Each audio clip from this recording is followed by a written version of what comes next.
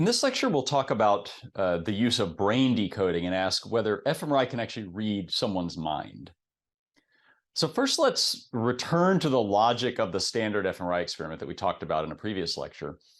The idea is that we generally want to sort of manipulate some sort of mental function, and then usually by some sort of comparison between experimental conditions, and then perform some statistical analyses to compare activity between conditions. And then we infer that whatever regions are activated are somehow involved in the cognitive process of interest.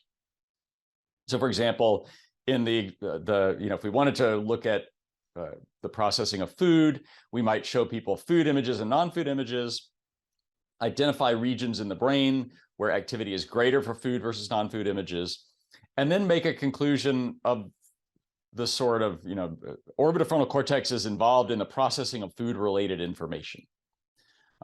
There's another kind of logic that in the past has often been used in the context of fMRI, which is what we call reverse inference. And this is the manipulation of the use of a task where we don't really know what's being manipulated. So for example, let's say that we want to show people stories about individuals eating food and know whether those stories are in basically what types of processes are being engaged by those stories.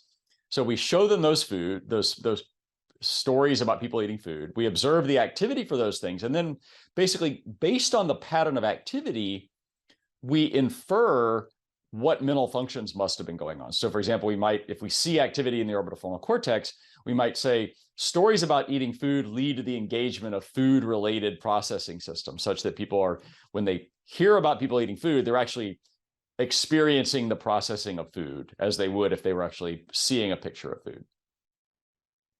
Now, one place that this has been particularly common is in the op-ed pages of the New York Times. This is just one example from Martin Lindstrom, who's a self-styled neuromarketer, who basically showed people videos and audio of a vibrating and ringing iPhone. He wanted to know basically whether iPhones are addictive. And you can see what he said. Most striking of all was the flurry of activation in the insular cortex of the brain, which is associated with feelings of love and compassion. The subjects' brains responded to the sound of their phones as they would respond to the presence or proximity of a girlfriend, boyfriend, or family member. In short, the subjects didn't demonstrate the classic brain-based signs of addiction. Instead, they loved their iPhones. This is a classic example of this, what we might call informal reverse inference. Now, I wrote a paper in 2006 that sort of laid out the case against this type of reverse inference. And so let's walk through sort of what's wrong with this type of pattern.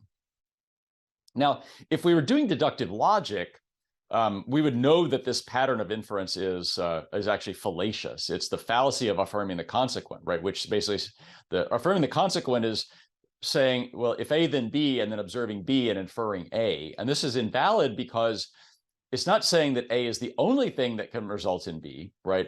Only that when A is present, B should be present. And so if B is caused by other things than A, then affirming the consequent, this particular pattern of logical inference is incorrect. Now in science, our goal isn't generally deductive inference. We want to sort of come up with the best possible explanation. So another way to frame this is in terms of a Bayesian probabilistic framework for inference. So here's the way that we might write that, right? We want to know what's the probability of some particular mental process being engaged, given that some particular brain region is active. And we can write that according to Bayes' theorem.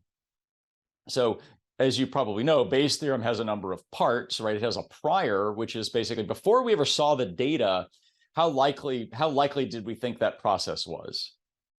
Then the likelihood basically tells us how likely is the activation in that particular region when the process is engaged. So this is the flip side of what we really want to know, which is how likely is the process given the presence of activation, right? And then we also need to know what we call the marginal likelihood, which is how likely is activation in the region overall, given all possible priors. And together, this gives us what we call the posterior, which is sort of what we really want to know, right? How likely is that process to be engaged, given that we know that a particular region was activated? Now, the strength of a reverse inference is directly related to what you might call the selectivity of the activation.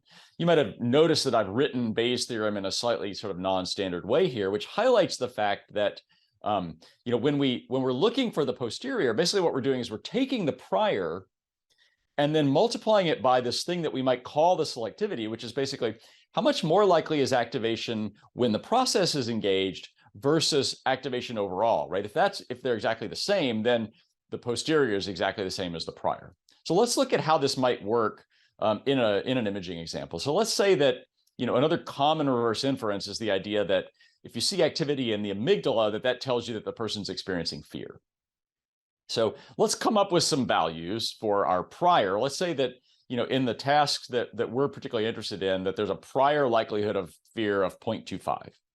And let's also say that we know that whenever fear is engaged, the amygdala is active, right? So that means that the conditional probability of amygdala activity given the presence of fear is 1.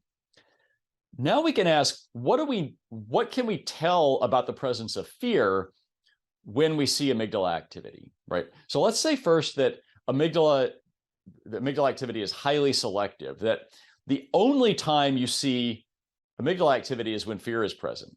That is, the conditional probability of amygdala activity given the absence of fear is 0, right?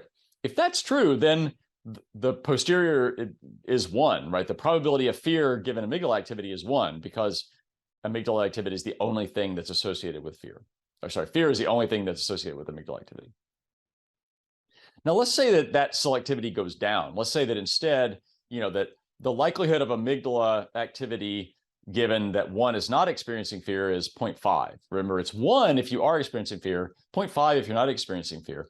Now, if we look at the posterior, basically what it tells us is that if we see amygdala activity, then, and our prior was 0.25, then the posterior is 0.4. It's gone up a little bit from the prior, but not a ton.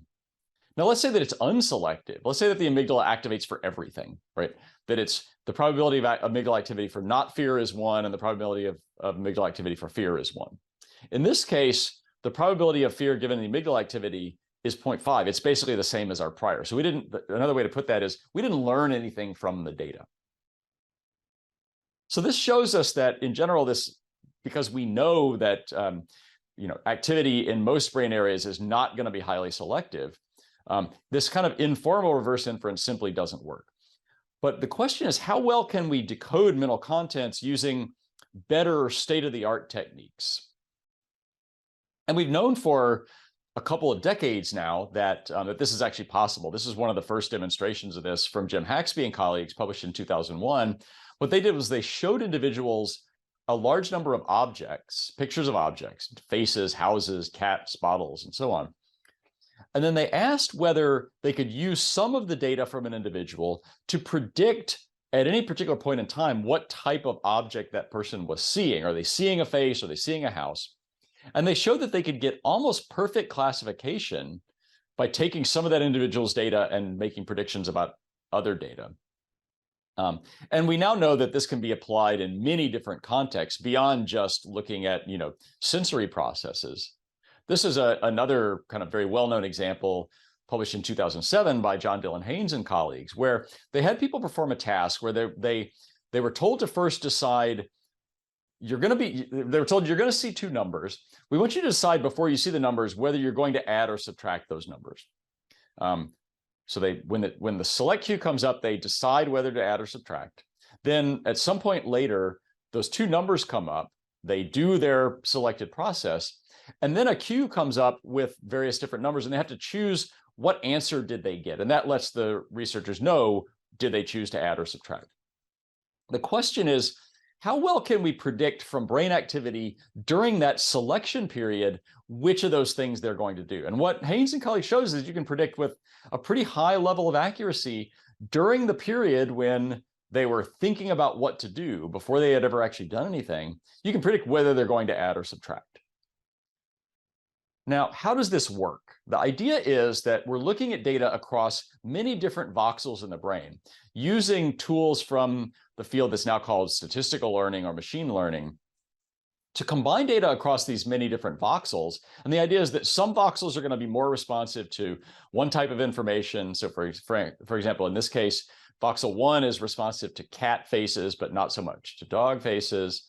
Whereas Voxel 2 is much more responsive to dog faces, not so much to cat faces. And what we can do with these data then is to learn a statistical model that tells us how to optimally distinguish between trials where the individual was seeing a dog versus a cat in this case. And then we can use data that weren't involved in training the models. We use independent test data to now make predictions about the labels and then ask how accurate those predictions are. We can also look where in the brain gives us either high or low levels of predictive accuracy. And this is an approach that's been used very effectively to show that we can decode all types of different information from fMRI data. Now, we can also see in more recent work that you can not just decode what a person is seeing, but actually reconstruct what they're seeing using more sophisticated models from deep learning. This is one example from Shen and colleagues published in 2019, where they showed individual images or had them imagine images even, and then looked at the degree to which they could reconstruct what the person was seeing. So you see that for some simple shapes, they could reconstruct, for example, the letter that the person is seeing. And even for natural images, you can see they can at least reconstruct kind of the global sense of the image, even if they can't reconstruct its kind of detailed features. So what this shows is that these techniques have become incredibly powerful, at least particularly in the kind of sensory systems for decoding mental contents. But we have to keep in mind that these techniques are also limited. And so it's, one limitation is that basically it's difficult to extend from the things that the particular types of stimuli that were used in the study to other types of stimuli that weren't collected for that individual. So doing kind of open-ended mind reading of the kind that people would like to do is still sort of pretty much impossible. We also know that fMRI can powerfully decode content. It's because of the timescale of fMRI, it seems like it's going to be very unlikely to be able to decode the syntax of thought, right? So it's going to make it very difficult to sort of reconstruct the ongoing stream of consciousness. Another thing to keep in mind is that the reported accuracy scores, which sometimes can make these sort of decoding processes look very effective, are often biased. And this was seen in some really nice work from Gael Varacqua, who showed in particular that small sample sizes can often be associated with a lot of bias in the accuracy that's reported. And this probably reflects some combination of researchers trying lots of different methods and reporting the one that works best, along with publication bias. So in summary, these advanced tools can accurately decode particular types of mental content from neuroimaging data, but we cannot yet decode the language of thought. But it's important to keep in mind in particular that we can't informally read off mental processes from brain activity in the way that many people have tried to do in the past.